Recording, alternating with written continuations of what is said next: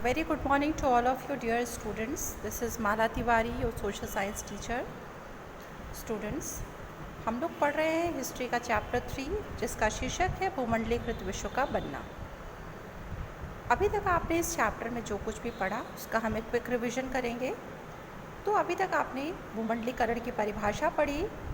भूमंडलीकरण की परिभाषा में आपने पढ़ा कि भूमंडलीकरण की प्रक्रिया द्वारा वस्तुओं, व्यक्तियों व सेवाओं का स्थानांतरण एक देश से दूसरे देश में होता है। अपने पिछले लेक्चर में मैंने आपको ये भी बताया था कि भूमंडलीकरण की प्रक्रिया जो है कोई नई प्रक्रिया नहीं है, यह प्राचीन काल से ही अस्तित्व में थी। सिल्क मार्ग द्वारा वैश्विक संस्कृतियों का आदान प्रदान हुआ व व्यापारिक गतिविधियों को बढ़ावा मिला।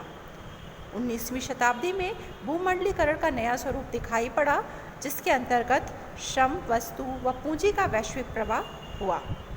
तकनीकी व विकास व व्यापार के कारण भूमंडलीकरण को गति मिली। भूमंडलीकरण ने उपनिवेशवाद को जन्म दिया, जिसके द्वारा यूरोपीय देशों ने अफ्रीकी व एशियाई देशों पर अपने उपनिवेश स्थापित किए और उनका बहुत शोषण भी किया। आपने ये भी पढ़ा है कि भारतीयों को अनुबंधित श्रमिकों, जिन्हें हम गिरमिटिया मजदूर आम भाषा में कहते हैं, उनके रूप में दूसरे देशों में काम करने के लिए श्रमिकों के रूप में भेजा जाता था। तो स्टूडेंट्स, आपने ये जो है जो पढ़ा था, उसके बाद हम आगे आज अपना जो नेक्स्ट टॉपिक स्टार्ट कर रहे हैं।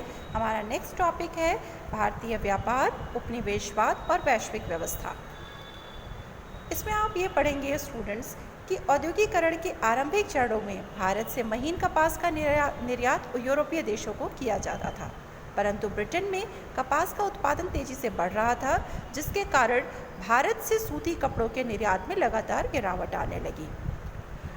आंकड़े देखते हैं, सन 1800 के आसपास भारत से ब्रिटेन को सूती कपड़े का जो निर्यात था वह 30% था, जो 1815 में घटकर 15% रह गया और 1870 के आते आते यह 3% ही रह गया।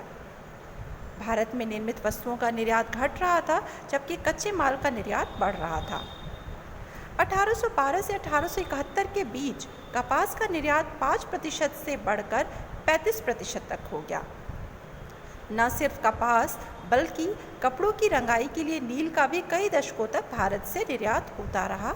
इसके साथ ही भारतीय निर्यात में अफीम, जो कि एक मादक पदार्थ था, उसकी भी बहुत बड़ी हिस्सेदारी थी।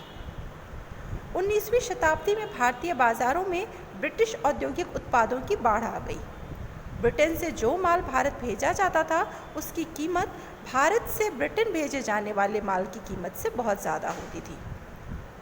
भारत के साथ ब्रिटेन हमेशा व्यापार अधिशेष की अवस्था में रहता था। व्यापार अधिशेष का तात्पर्य है कि ब्रिटेन का जो निर्यात भारत के लिए था वो बहुत अधिक था और जो ब्रिटेन भारत से आयात करता था वो कम था, जिसके कारण ब्रिटेन हमेशा प्रॉफिट में रहता था।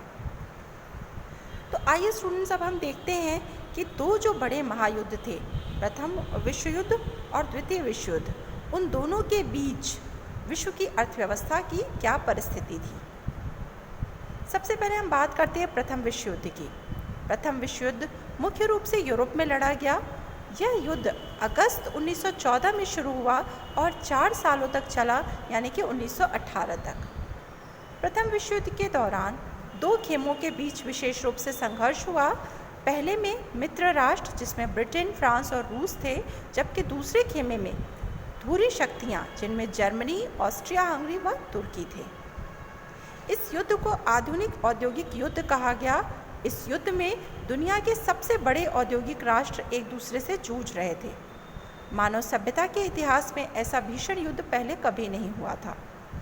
इस युद्ध में मशीन गनों, टैंकों, हवाई जहाज़ों व रासायनिक हथियारों का बड़े पैमाने पर इस्तेमाल हुआ।